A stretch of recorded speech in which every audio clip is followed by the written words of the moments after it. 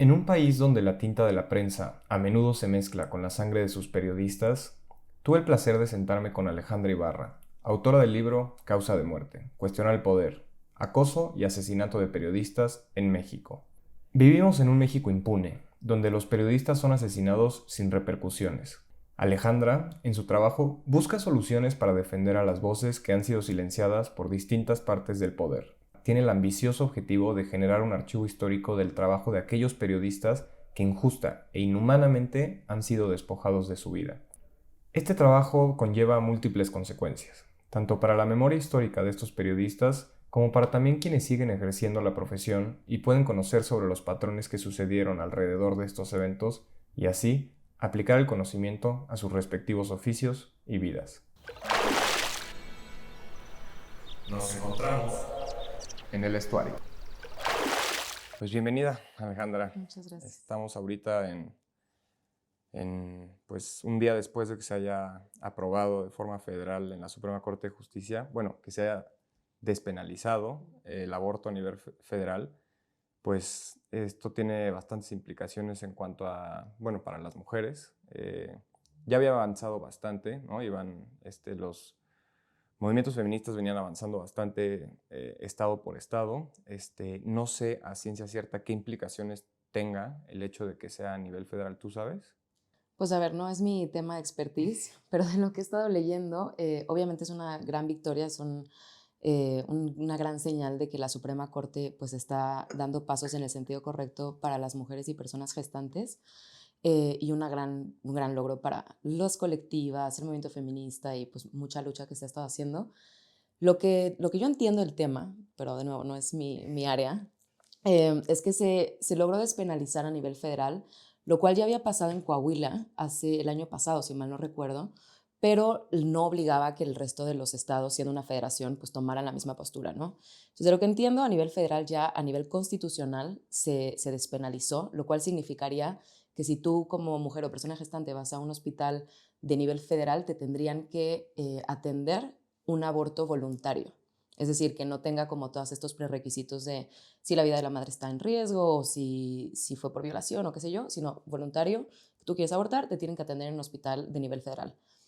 Lo que entiendo de las letras chiquitas, digamos, es que falta llevar eso a la legislación, llevar eso a los reglamentos y hacer que no solo no sea ilegal no hacerlo, sino que haya mecanismos y caminos para poder hacerlo.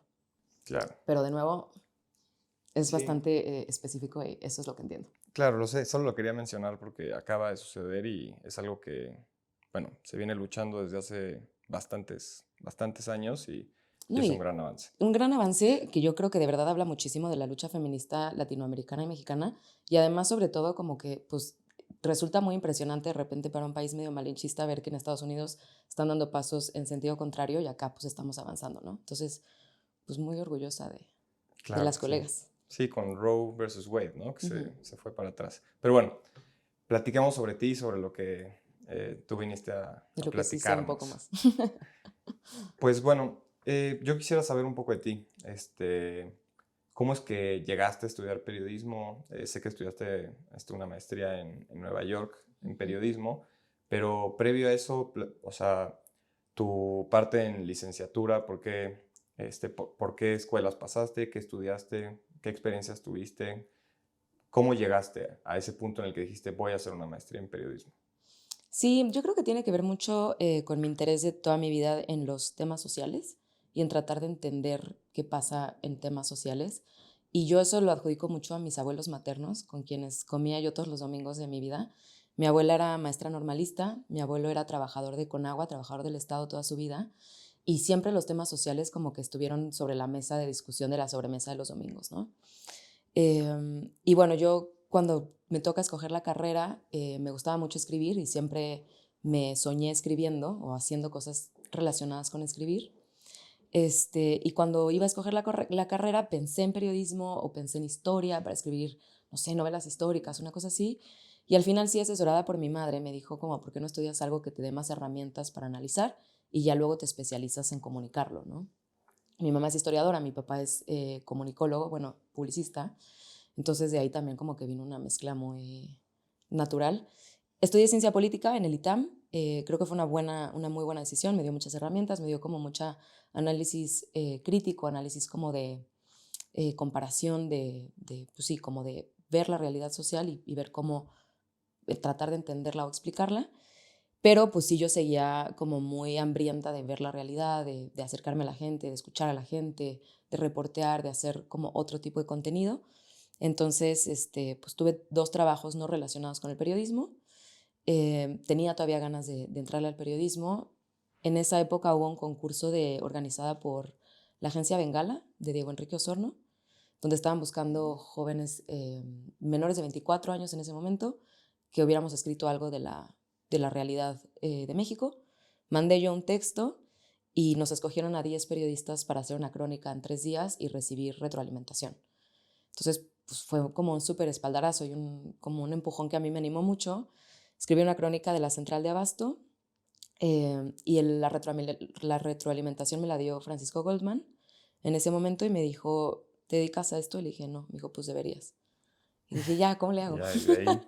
Y ya, pues postulé a las maestrías y bueno, a los programas de maestría, me aceptaron en Columbia y me fui a Columbia. Y desde entonces ya de lleno. Y bueno, y como periodista, platícame un poco sobre qué trabajos has hecho. Bueno, pues de la central de Abasto, que fue como mi primera cosa periodística, que yo fui a la central de Abasto, estuve ahí un par de días y me acuerdo mucho que como no tenía la preparación o el entrenamiento o la educación periodística, me senté a googlear qué es una crónica, ¿no? O sea, cómo se escribe una crónica. Claro. Y ya, bueno, ese como fue así mi primer saque. Y después de eso, en la universidad, en la maestría, cubrí mucho el Bronx, cubrimos casos ¿cómo se dice?, de vivienda y las demandas que había ante el Estado por casos de corrupción o de malas condiciones de vivienda. Después hice mi tesis de maestría sobre un caso de contaminación de agua en Massachusetts y sobre una regulación federal que básicamente dejaba a los municipios o a los counties, a los condados, como indefensos ante las grandes petroleras cuando se filtraba este químico que se llama MTBE al agua de subsuelo, que es la que sacaban en pozos para beber. Entonces, estuve trabajando hace un año, se publicó en una revista local del pueblo que yo investigué que estaba afectando el agua. Y el siguiente año trabajé con el decano de la Escuela de Periodismo, que estaba cubriendo migración para la revista New Yorker. Entonces me tocó cubrir migración todo ese año, yendo a centros de detención, pues entrevistando a un montón de migrantes, buscando autopsias de migrantes que habían muerto en centros de detención, esperando un proceso de deportación. Y terminando ese año de cubrir migración fue cuando postulé a la primer financiamiento para empezar el archivo que hoy es la Organización Defensores de la Democracia, que agrega, conserva y cataloga el trabajo de periodistas asesinados en México. Ok, defensores de la democracia. Ok, bueno, eso es es algo bastante interesante de lo que tú haces y de lo que también tengo bastantes ganas de hablar. Me metí en internet a su sitio web. Experiencias para la memoria es parte de. Experiencias para la Memoria es como un repositorio de la Fundación Bol, donde ellos agregan muchas como, sí, esfuerzos, proyectos, publicaciones, esfuerzos relacionados con la memoria, donde han tenido la generosidad de poner el podcast que nosotros producimos, el archivo de la organización y otra investigación que hicimos sobre las familias de los periodistas asesinados y desaparecidos. Ok, bueno, entonces explícamelo para entenderlo mejor. Defensores de la democracia, ¿qué es? ¿Cómo funciona? ¿Cuál es su objetivo? ¿Cómo van? ¿Qué están haciendo ahorita? Sí, pues Defensores de la Democracia empezó en 2018 un poco como un experimento. Postulé yo a este financiamiento de un instituto que se llama The Brown Institute for Media Innovation, que es, pues como su nombre lo indica, para innovación de medios, ¿no? Entonces lo que ellos hacen mucho es combinar periodismo con datos. Y yo les propuse hacer un archivo que agregara el trabajo de periodistas asesinados antes de que desaparezca. ¿Para qué? Para tener el repositorio como un esfuerzo de memoria, para recordar el legado de los periodistas asesinados, pero también como una herramienta que nos sirviera para encontrar patrones, para familiarizarnos con el trabajo, para usarlo como una semilla para otras investigaciones, etcétera, ¿no? Entonces me dan este financiamiento y lo primero que yo empiezo a notar es que el trabajo de periodistas asesinados corre el riesgo de desaparecer. Y de repente, ¿Cómo corre el riesgo de desaparecer? O sea, ¿dónde está alojado? ¿Es de que está en su propio dominio y muere o pierde la vida y deja de pagar, por ejemplo, ese dominio y entonces el host de ese dominio eventualmente cancela esa página y ya no hay acceso a ella y el servidor en el que estaba alojado se pierde porque, o sea, ¿cómo se pierde ese trabajo? exactamente así. O sea, justo así.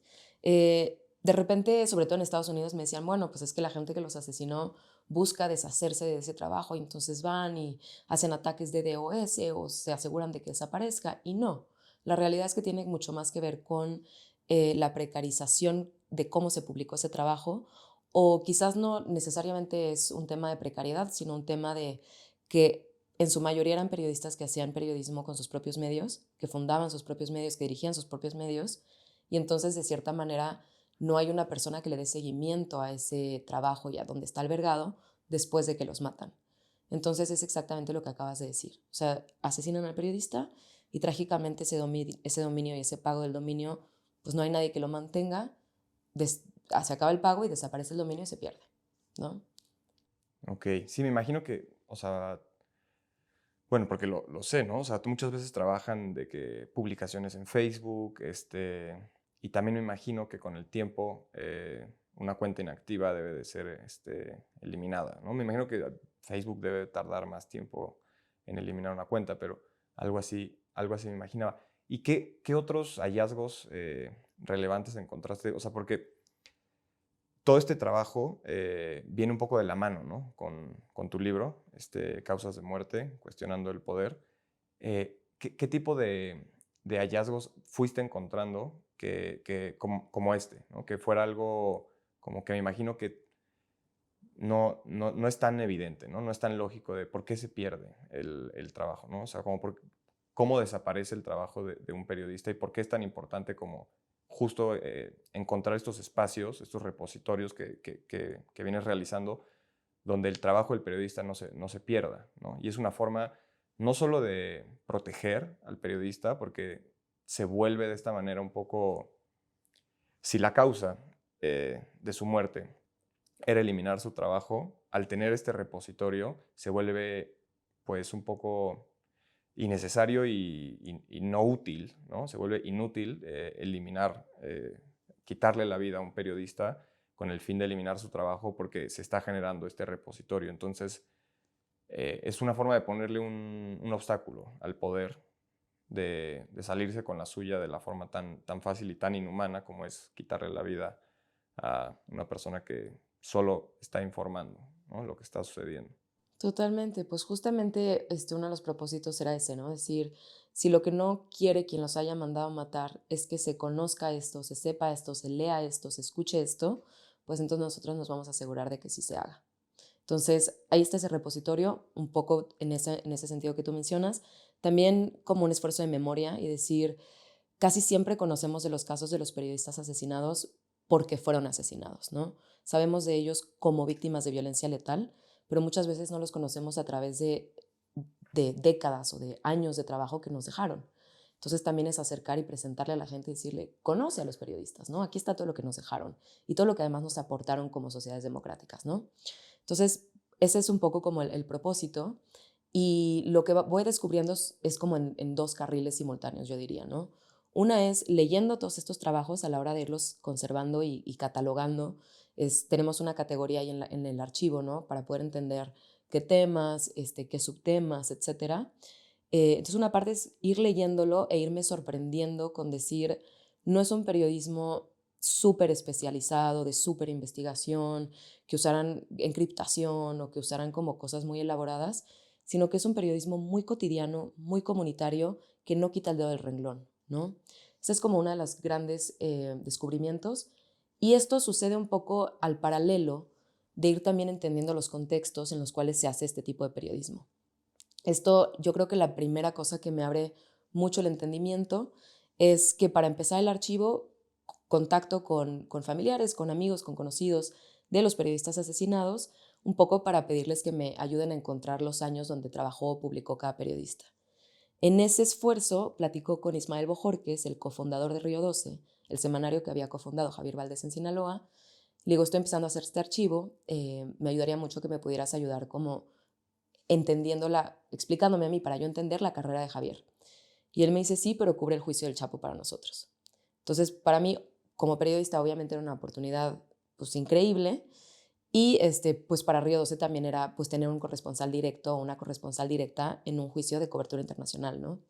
Entonces, tengo la oportunidad de cubrir el juicio, y en el juicio no solo se habla del caso de Javier Valdés directamente, sino que se habla de muchos mecanismos de violencia local que me ayudan a entender mucho lo que yo estaba percibiendo del periodismo local en los contextos narrados por los propios perpetradores de la violencia, ¿no? Sí.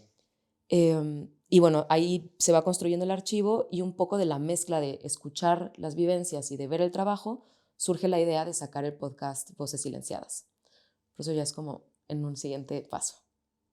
Ok, pero bueno, platícame, o sea, el podcast, bueno, primero está interesantísimo que hayas, vamos a frenar aquí un poco, que hayas cubierto bueno, no todo, ¿no? Porque no ha Todo. finalizado, o sea, pero ¿ya finalizó? Sí, 3 meses fueron. Fueron Del 3 Chapo, meses. no de García Luna. Claro, me estoy confundiendo. Que fue en 2018, 2019. ¿Y todavía estabas en la universidad? O sea, ¿estabas cursando o vives actualmente porque fue en Nueva York, tengo entendido? Fue en Nueva York. Ya no vivo allá, pero sí vivía allá. Vivías ahí. Estuve 2 años trabajando allá, construyendo el archivo, y estaba en el primer año de trabajo como fellow, un poco como grantee, como pues en esta onda experimental. Entonces yo iba a la universidad, desde ahí trabajaba, y surge la oportunidad del juicio. Entonces esos 3 meses viviendo en Nueva York, pues me traslado a la corte en Brooklyn a cubrirlo de lunes a jueves, que era cuando había audiencias. Bueno, y más allá de toda la experiencia y todo como el conocimiento que te dio estar dentro del juicio, como experiencias personales que nos puedas compartir, ¿qué pudiste ver estando ahí? Lo pregunto porque a mí algo que me hizo estudiar, yo también estudié periodismo, algo que me hizo estudiar periodismo fue como abrirme los ojos a los hilos del mundo, ¿no? O sea, yo estudié periodismo como licenciatura en la Universidad Carlos Septién, aquí en la Ciudad de México, y conforme fui avanzando me fui dando cuenta de que el mundo no funcionaba como yo creía. Creo que eso es una experiencia un poco de crecer cualquier también, ¿no? adolescente que se convierte en un adulto y de cualquier universitario, pero más allá de eso, sino cómo realmente se opera el mundo, ¿no? O sea, desde económica y políticamente, como que el periodismo te abre bastantes puertas para poder ver de que sí, no todo está tan bonito, y cada vez es como las cosas son bastante más complejas y todo funciona de una forma pues bastante turbia, ¿no? Por así decirlo. En ese sentido, esta experiencia de cubrir el juicio de Guzmán Loera, ¿qué fue lo que te abrió los ojos? Más allá de lo que ahorita comentaste, de que pudiste ver el MO, un poco de cómo funcionaba el periodismo local y sus, no le quiero llamar vínculos, ¿no? Pero la relación que guardaba, me imagino, en esa instancia específica con el crimen organizado en México. Pero más allá de eso, o en eso específico, ¿qué me puedes platicar sobre eso? Sí, pues fue, o sea, una experiencia. Yo creo que para cualquier periodista sueñas con eso, ¿no? O sea, sueñas con poder cubrir un proceso así. Además que son cosas que, pues, creo que somos más o menos de la misma generación, que crecimos mucho escuchando el Chapo en las noticias, la primera captura, la segunda captura, la fuga, ¿no? O sea, como que era tanto parte de nuestra vida cotidiana, de nuestro entender al país, que poder sentarte en el lugar donde iban a explicar cómo y por qué, pues era un privilegio enorme, ¿no? Aprendí muchas cosas. Yo creo que fue una experiencia que me cambió la vida, no creo equivocarme al decir eso. Primero aprendí mucho a hacer periodismo, porque a pesar de haber ya hecho la maestría en Columbia y de haber tenido esta experiencia trabajando con el decano de la universidad, nunca había hecho una cobertura cotidiana, diaria, de decir las noticias y de transmitir las noticias como lo fueron esos 3 meses. Aprendí muchísimo de mis colegas, de los corresponsales mexicanos allá. Aprendí que a pesar de ser una profesión luego medio competitiva y con muchos egos, sí se puede hacer comunidad, y yo la comunidad que se hizo esos 3 meses entre los corresponsales es algo que atesoro muchísimo. Y en términos como de mi entendimiento del país, de la criminalidad y de estos arreglos, pues no sé qué tanto se puede decir, es que hay mucho, ¿no? Aprendí que, por un lado, que el proceso de justicia estadounidense me resultó muy, ¿cómo se dice? Como agridulce.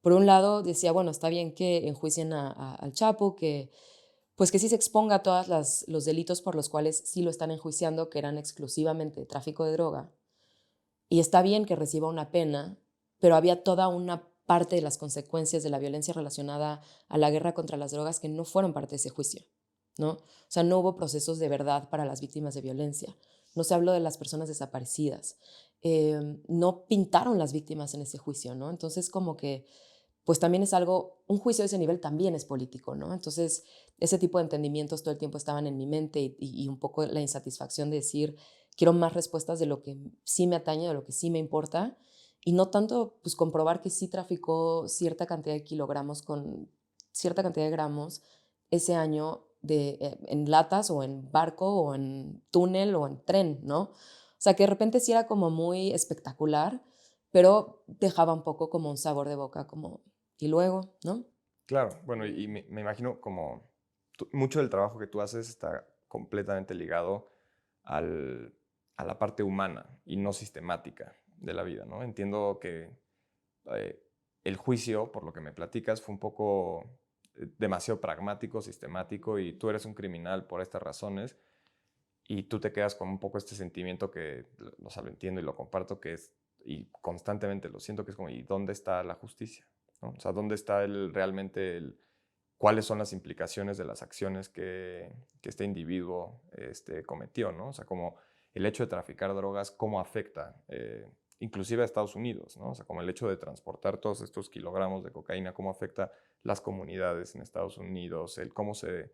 Porque es, o sea, es un personaje de, o sea, epopeico, ¿no? O sea, el Chapo Guzmán lo que logró, o sea, hay gente que habla de que gracias al Chapo Guzmán se redujo la tasa de violencia en Estados Unidos, porque mandaba a la gente a matar a las pandillas para meter a su gente, y eso generó que dejara de haber tanto crimen, porque ellos se dedicaban específicamente a traficar drogas, ¿no? No a lastimar gente, ¿no? O sea, como hay gente que tiene ese tipo de, no quiero decir que sea una apología, sino que tiene ese tipo de comentarios, ¿no? Que es como, ok, o sea, obviamente es horrible, pues, pero el tamaño, lo que quiero decir es la dimensión del personaje, todo lo que sus acciones terminaron haciendo, tienen implicaciones, o sea, tiene brazos, es un pulpo del mundo, tiene brazos en todas partes.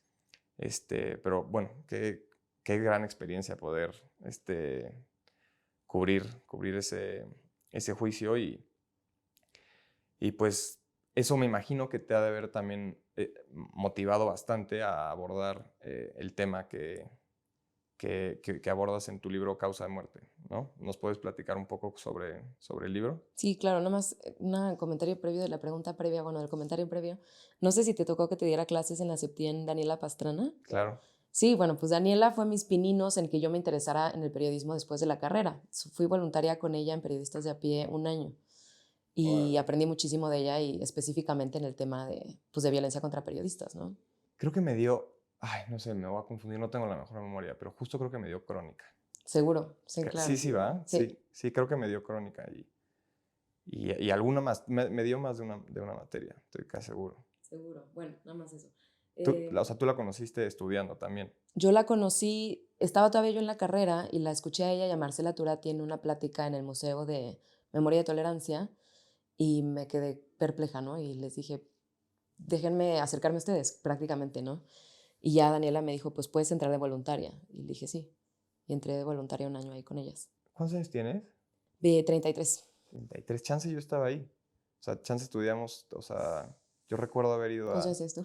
31, cumplo 32 Puede ser. en breves. Pero sí recuerdo haber ido o sea, haber visto a Daniela y a Marcela Turati en En el alguna museo, plática. seguro, Ajá. sí.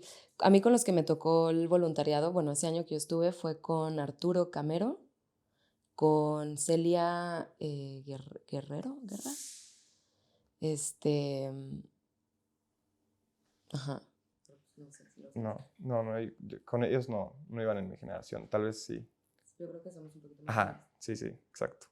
Pero bueno, sobre el libro, o sea, un poco ya nos hablaste, pero en específico, pues bueno, sí ya nos explicaste qué fue lo que te llevó a abordar este tema, Pero ¿cómo decidiste de que, ok, voy a escribir un libro? O sea, ¿cómo llegaste a ese punto en el que, esto, o sea, todo este cúmulo de ideas, Sí. ya sabes, se convierten en, voy a hacer este libro? Sí, nada más para hacer la distinción, después del juicio publiqué un libro del juicio y eso fue simplemente como yo quería que la gente que no había estado ahí se sintiera que había entrado a ese salón de la corte como yo, ¿no? Entonces es mucho crónica y es mucho como estas reflexiones de qué es justicia, qué no es justicia, etcétera, ¿no? ¿Cómo se llama ese libro y dónde lo pueden encontrar? Se llama El Chapo Guzmán, el juicio del siglo. Me parece que en librerías y en Amazon, en Kindle también, salió en 2019, entonces no sé qué tan fácil sea conseguir en librerías, pero debe de estar por ahí en las grandes. Y un poco también este libro surge a partir de la experiencia de ese primer libro, es decir, fue una gran experiencia, me gustó mucho narrar un poco como las vivencias cotidianas, pero yo me había quedado con muchas impresiones y con muchas ideas que yo quería desarrollar más a una propuesta como de análisis, ¿no? Entonces tenía yo como que me sembró esa semillita el primer libro, ¿no? Entonces, bueno, trabajando en el archivo, sigo con el archivo, del archivo surge el podcast y lo menciono ahorita porque de ahí viene mucho también lo del libro. Publicamos el podcast Voces Silenciadas, que lo que hace es tratar de sacar las historias del archivo junto con las impresiones del contexto y lo que te cuenta la gente anecdóticamente y tratar de acercar un mejor entendimiento a quien sea que le interese escuchar una buena historia, cómo es ser periodista local en este país y a qué retos se enfrenta, ¿no? ¿Por qué es tan violento? Entonces, de seguir con el archivo y de hacer entrevistas para el podcast, unas de las cuales terminan en el podcast y otras muchas no, empiezo como a seguir añadiendo estas observaciones, estos hallazgos y empiezo a poder sistematizar todas estas cosas en patrones.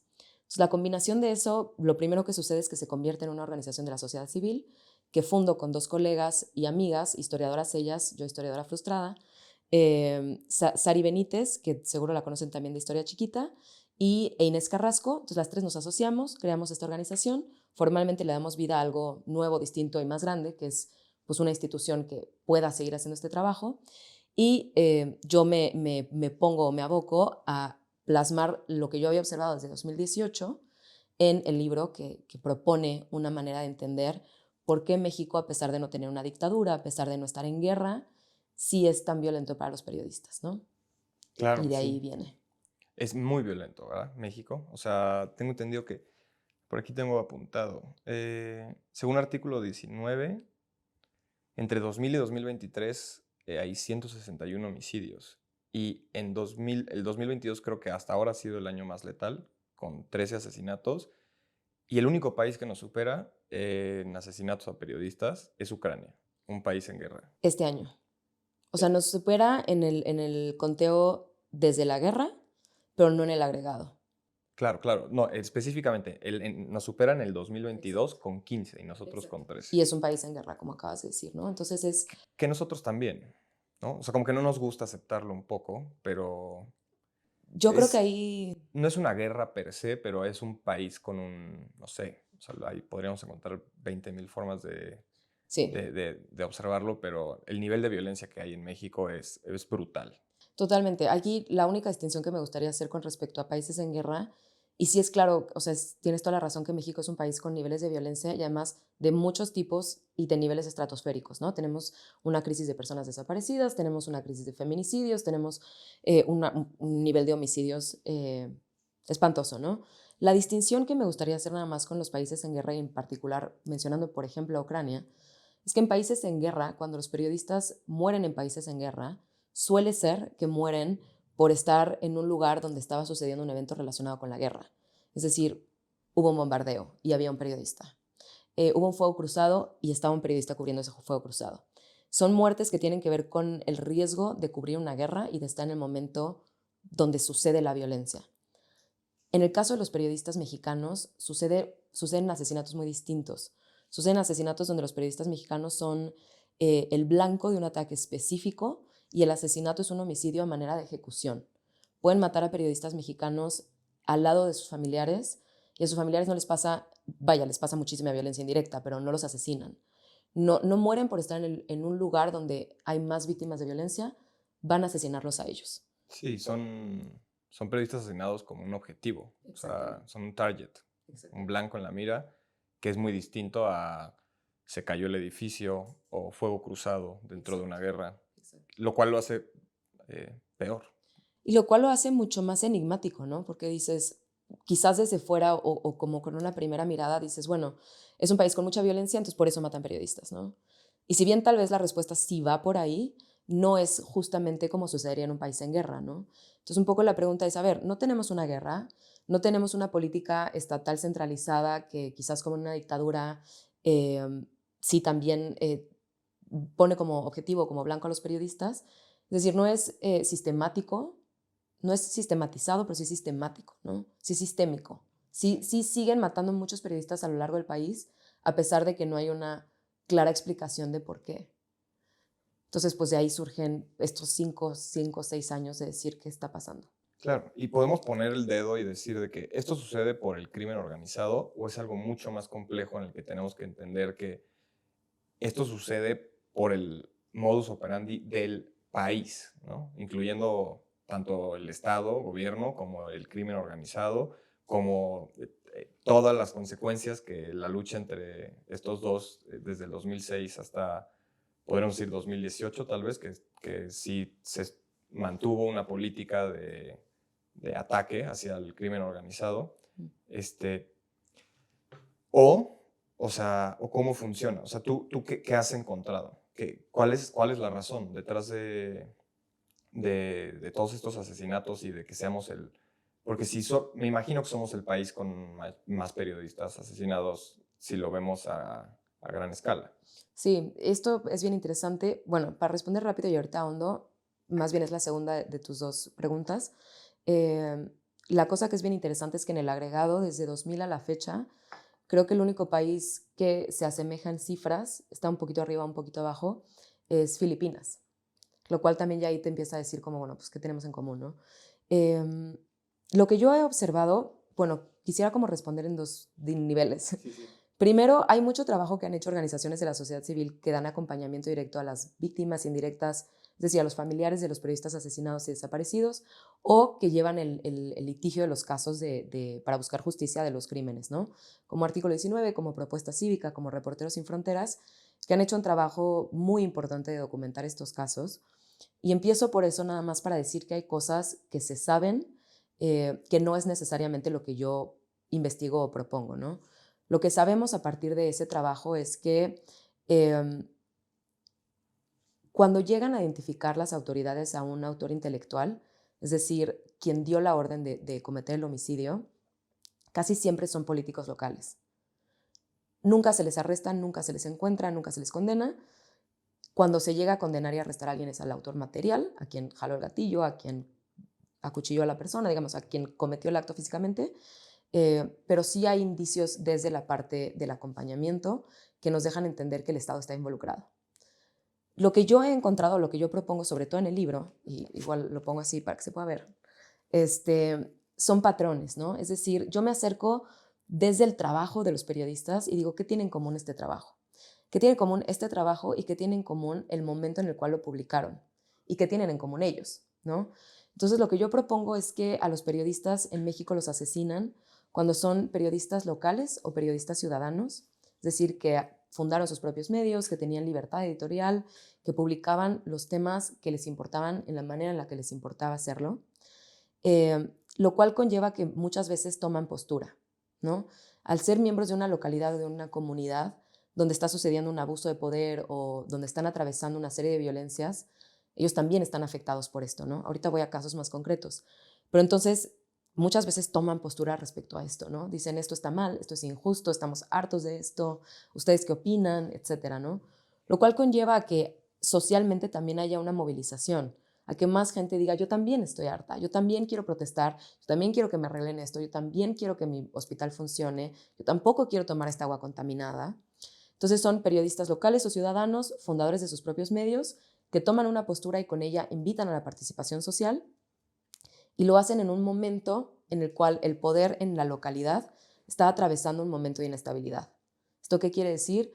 Pues que se está disputando quién va a ser el candidato para las elecciones o que hay un candidato que acaba de ganar de manera muy cuestionada y los 3 años que le quedan de su administración como alcalde van a ser prácticamente una campaña para reelegirse, o que hay en el caso de Javier Valdés, que hay una disputa al interior de un cártel porque extraditaron al líder y se está decidiendo, se está peleando por ver quién va a ser el nuevo líder o el nuevo liderazgo, ¿no?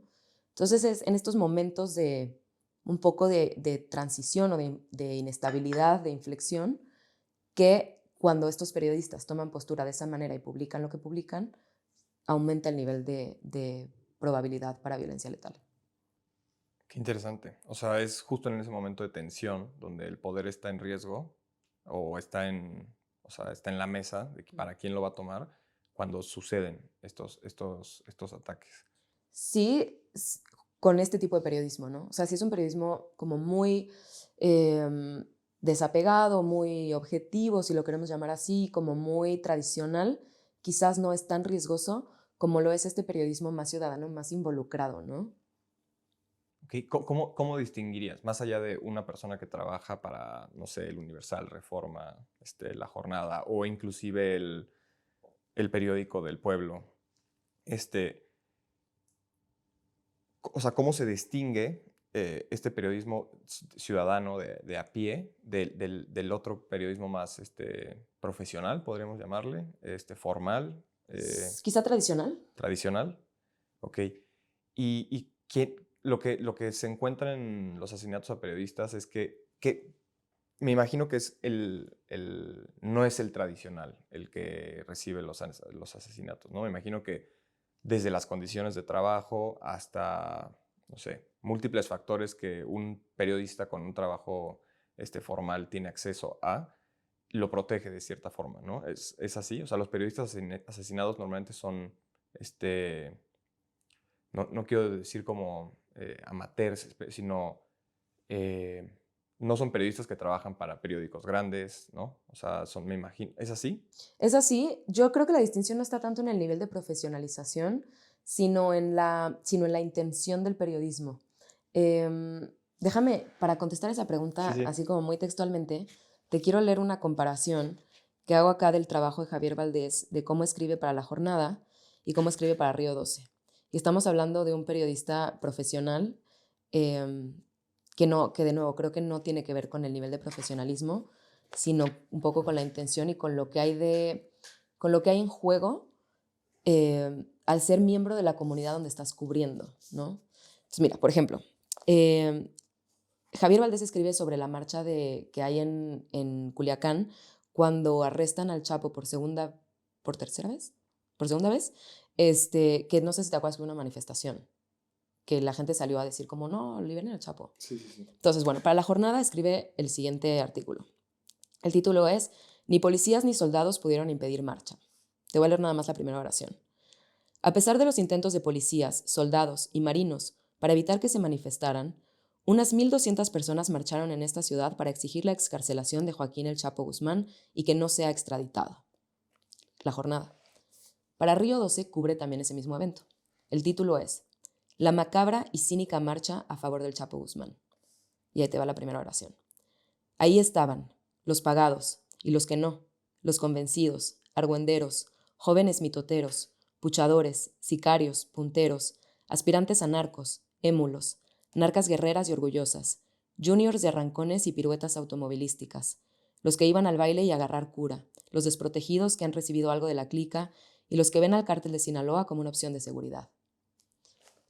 Es diferentísimo. Sí, sí, claro. Y O un sea, poco lo que propongo es que los periodistas locales, en este rol de publicar en sus propios medios, son también, de cierta manera, líderes sociales y líderes de opinión. Entonces ahí también él está formando un juicio de valor y está tomando una postura respecto a que la gente se esté manifestando. Los está llamando macabros, está diciendo juniors, ¿no? O sea, ahí hay una distinción donde yo propongo que los periodistas locales afectados por la violencia que están viviendo sus comunidades se convierten también en líderes sociales. Y eso es lo que los pone en riesgo y lo que a los poderosos no les gusta. claro, sí, o sea, hay demasiados juicios de valor en cada una de las palabras que utiliza, los pagados, ¿no? O sea, está hablando ahí mismo, me imagino, lo que entiendo es que es gente pagada por el propio crimen organizado para ir a hacer ese tipo de relajos, manifestaciones. Y eso, o sea, eso es una información que no mucha gente... O sea, eso es un análisis que ya te están brindando en una sola palabra, un análisis sobre, sí, esto es una táctica. Exacto. Del crimen organizado, con una palabra, ¿no? Son los pagados. Ya te está diciendo, el crimen organizado hace todas estas cosas, que es muy distinto a plantearte la escena que era de la jornada, exacto, de, sí, esto sucedió. Exacto. Hubo personas que hicieron esto, que no tiene todo esa personalidad y ese análisis que años de trabajo y de conocimiento le permiten hacer y saber, o por lo menos emitir ese tipo de juicios de valor a partir de su experiencia. Exacto. Yo, incluso probablemente el hecho de que dijera pagados lo corroboró sabiendo que lo eran. No sé si la palabra pagados necesariamente es un juicio de valor o es un hecho, pero lo que sí me parece una postura es publicarlo y publicarlo así y ser tan frontal y decir, en su manera muy literaria de hacerlo, él está tomando una postura al decir, vamos a publicarlo así. Y es una publicación bien diferente a la que, como mencionas, es, pues esto pasó, ¿no? Claro, tienes toda la razón, sí. No, no, o sea, yo quería decir juicio de valor como la cantidad de contexto que hay en solo una palabra. Sí, sí, sí. Qué interesante. Y bueno, sobre este libro, me pareció interesantísimo eso. ¿Qué otros, qué más nos puedes platicar? Como, ¿qué otros casos hay? ¿Qué otros encuentros, hallazgos has logrado hacer durante la investigación de este libro? ¿O experiencias personales? Algo que quieras compartir sobre este libro con nosotros. Pues igual y me gustaría leerles nada más también una transcripción, una frase nada más del primer caso que planteo, que es el caso de Nevid Condés Jaramillo, un periodista del sur del Estado de México, que él tenía un medio de comunicación en Facebook. Ahí publicaba videos sobre todo en vivo. Tenía otros que grababa y editaba y ya publicaba después, pero sobre todo eran en vivos, ¿no? Y su último reportaje es el reportaje de un bache. Él va a una de las comunidades de la zona, tienen un bache enorme, parece un socavón, y la gente se congrega alrededor de él hace el en vivo, le pasa el micrófono a la gente y les dice, oigan, ¿ustedes qué opinan de esto? La gente está harta. Y él empieza diciendo, ¿qué hoyito tenemos aquí? Haz de cuenta que cayó un meteorito apenas ayer o no, compa. ¿Qué pasó? Es el tono, ¿no? Entonces la gente se queja, empiezan a decir, la gente dice, nosotros ya voluntariamos poner la mano de obra si el alcalde nos da recursos, si nos pone el cemento, si nos pone el material. Y termina diciendo, ahí está, ni quien se raje. Hay voluntad de parte de los ciudadanos. Le amarraron bien las manos al ayuntamiento. Y entonces luego ya un poco como que invita o reta o le propone al alcalde, ¿no? ¿Qué vas a hacer? Al día siguiente aparece el cuerpo de Nevid Condés Jaramillo apuñalado, muerto. Entonces, ese es el primer caso que propongo, el de Nevid. El segundo es el de Javier Valdés, haciendo un poco este comparativo. Y también lo que yo quiero mucho con el libro es que se discuta y que pensemos como qué diferencias o qué distinciones tiene hacer periodismo local desde la comunidad donde uno vive en un país atravesado, como empezamos hablando, por tantas violencias, ¿no? O sea, ¿qué tanto puedes realmente decir? Bueno, yo solo voy a decir lo que sucedió, cuando es algo que también te está afectando todo el tiempo, ¿no?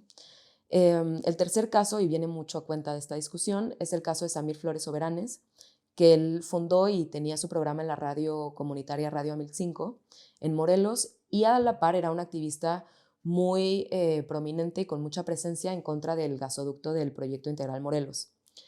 Y el cuarto caso, que por cierto salió del juicio, o de ahí yo fue como conocí este caso, es el caso de un policía municipal que en su tiempo libre o un poco como pasatiempo hace el periodismo ciudadano. Entonces él todo el tiempo está denunciando las condiciones de cómo es trabajar como policía municipal en el municipio de La Paz, Baja California Sur. Y bueno, mencionan el caso en el juicio, ahí hay un poquito como de quizás pistas para que se resuelva, que no se ha resuelto, pero podría. Y ese es el cuarto caso. También un poco para estirar esta liga de lo que platicábamos de quién sí es periodista, ¿no? Ok. Y bueno, de alguno de estos casos, alguno en lo que quieras profundizar, tal vez en el último, o sea, cómo lo tocaron en el caso, pero nos podrías como, te podríamos acompañar en esa historia, si quieres no completa, porque me imagino que debe ser bastante extensa, pero un poco que nos platiques esa historia.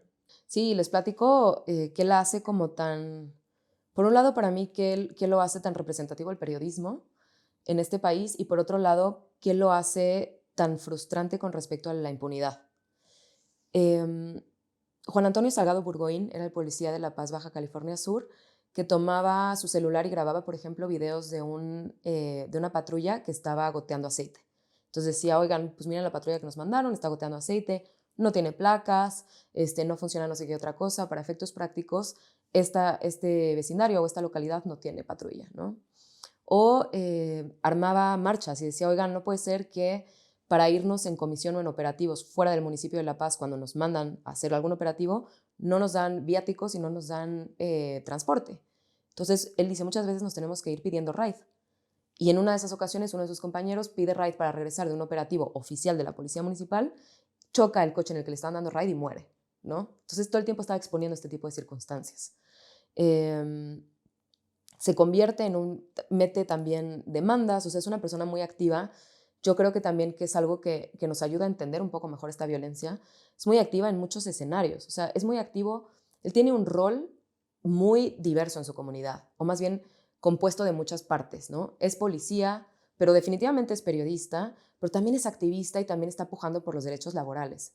Entonces, a veces creo que queremos pensar que el periodista solo va a ser considerado como que fue asesinado por su labor periodística si es súper claro que publicó una nota que investigaba algo específico y entonces que fue por eso, ¿no? Pero a veces el ser periodista tiene que ver con ser líder social, con ser alguien admirado en la comunidad, con ser alguien que no está dispuesto a resignarse a vivir bajo la violencia, etcétera, ¿no? Entonces creo que él es muy ejemplificativo en ese sentido.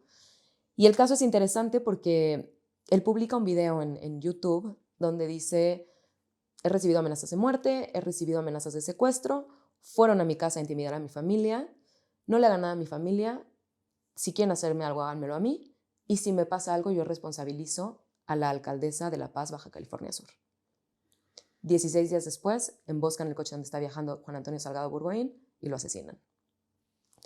Esto sale a colación en el juicio, y no diré más que esto para que también lo compren, pero esto sale a colación en el juicio en un momento en el cual están mostrando mensajes de texto interceptados entre el Chapo y el que en ese momento era su mano derecha y que controlaba la plaza de Baja California Sur, que es Damaso López Núñez, en el cual Damaso le dice al Chapo: oye, la alcaldesa de La Paz nos está pidiendo un favor con un policía que la tiene muy incómoda, porque se está lanzando para la candidatura de gobernadora. Y el Chapo le dice: ¿cuál es el favor? Y Damaso le dice que nos deshagamos del policía. Esto está en evidencia de mensajes de texto intercambiados presentados ante la corte estadounidense. Wow, ok. O sea, otro de o sea, este patrón que yo veo aquí es como, no solo es justo lo que tú decías, no solo es un periodista, no solo es un policía, no solo es un líder social, o sea, es este tipo de personalidades que terminan siendo como resistol y pegamento de la comunidad, ¿no? O sea, es un generador de comunidad, ¿no? O sea, no solamente va y habla de los problemas que están sucediendo, sino que la gente se reúne alrededor de su voz, ¿no? Y la gente marcha alrededor de él. O sea, es algo que no sé, lo digo como pregunta. Ese es uno de los patrones que podemos ver. O sea, ese es como tal vez el nivel de incomodidad mayor al que puede ser sometido el poder, ¿no? A una persona que tiene ese poder, esa capacidad de generar comunidad y generar como no sé, conciencia alrededor de esto no debería estar sucediendo, no es posible que esté hoy yo, ya sabes, desde algo o sea, tan burdo, porque realmente es como, no me entra en la cabeza como alguien podría decir quitarle la vida a alguien o sea, como de forma estratégica, ¿no? O sea, como entiendo que la gente se pelea a veces en la parada del camión y la gente pierde la vida, o sea, pasa, los casos de violencia son innumerables, pero tomar una decisión estratégica de tengo que eliminar a esta persona porque me está haciendo evidente el hecho de que no estoy haciendo como esto, en lugar de hacerlo, ¿no? Como de que, ok, si quieren organizar, arre, ¿sabes? Como, no sé, es increíble, ¿no? Las cosas que suceden en este país, realmente sí es.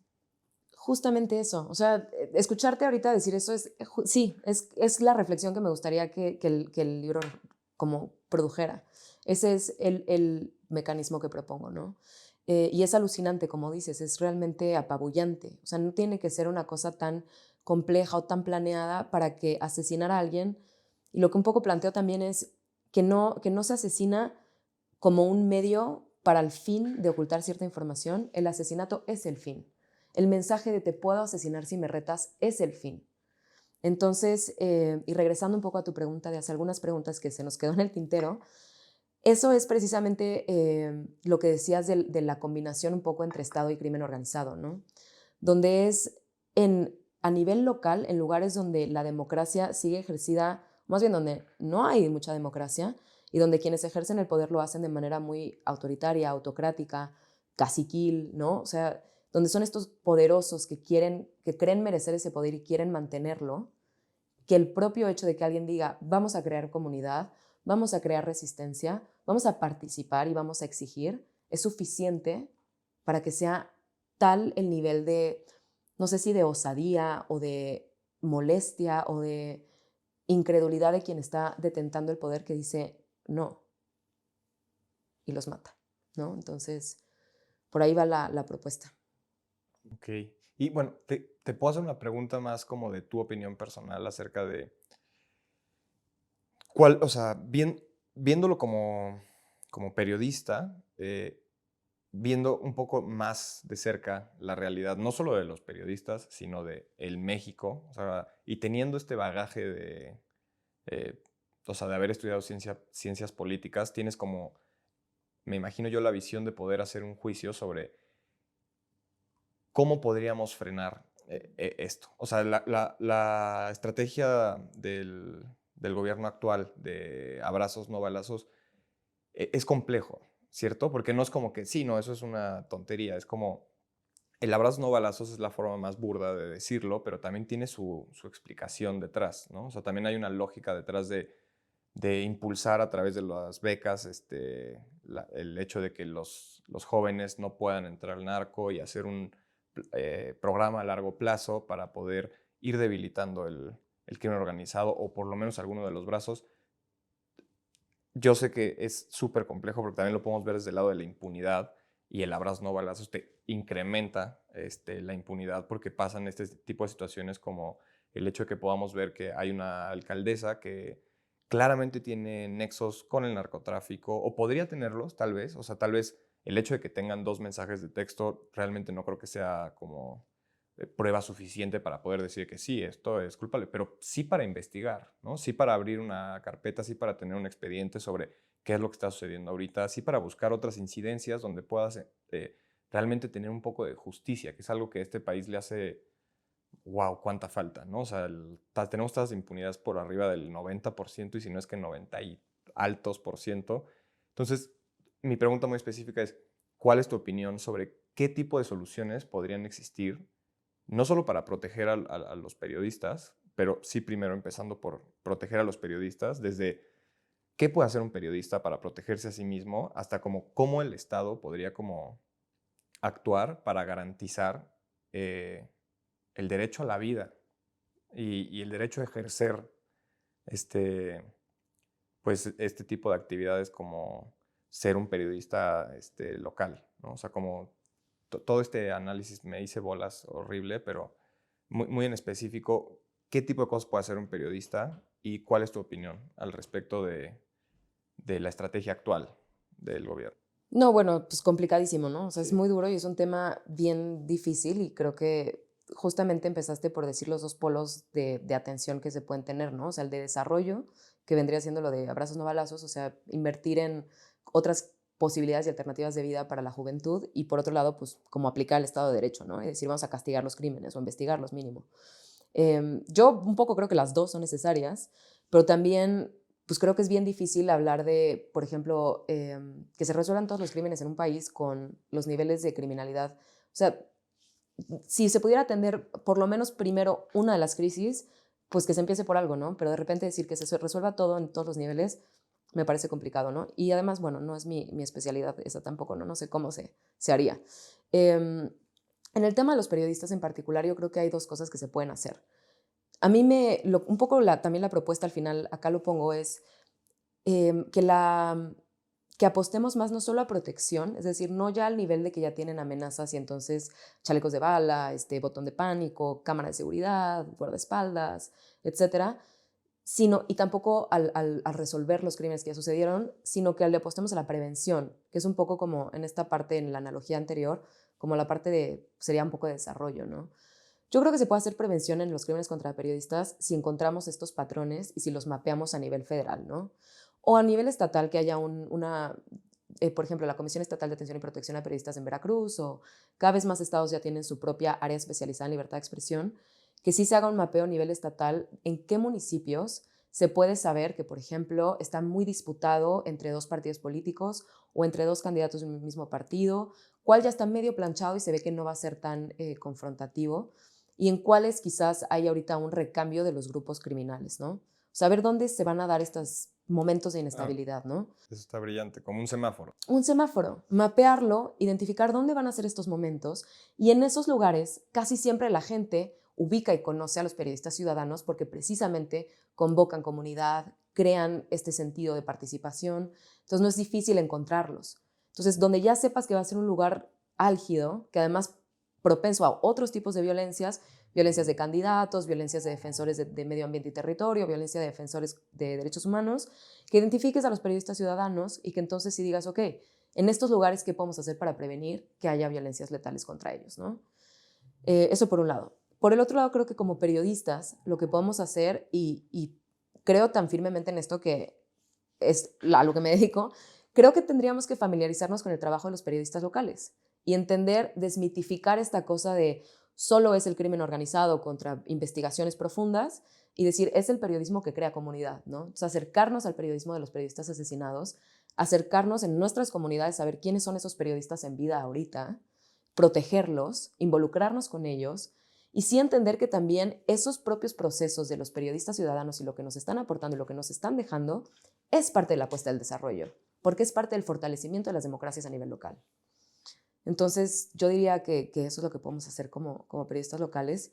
Y acá, o sea, otro anuncio, los invito mucho a escuchar el podcast Voces Silenciadas, porque nuestra segunda temporada justamente acerca una serie de historias de mujeres periodistas locales en radios comunitarias que están haciendo esto todos los días de sus vidas y a qué se enfrentan, ¿no? El primer caso es un caso de 2 periodistas asesinadas y el resto es un caso, son 6 historias de periodistas que están vivas, que están empujando desde sus radios comunitarias, crean comunidad, informan y se enfrentan desde caciques locales, desde obstáculos burocráticos para poder conseguir una concesión que son realmente imposibilitadores, desde machismos en casa, ¿no? Hay un testimonio súper conmovedor de una radialista que dice, bueno, yo tuve que elegir entre mi esposo o mi radio.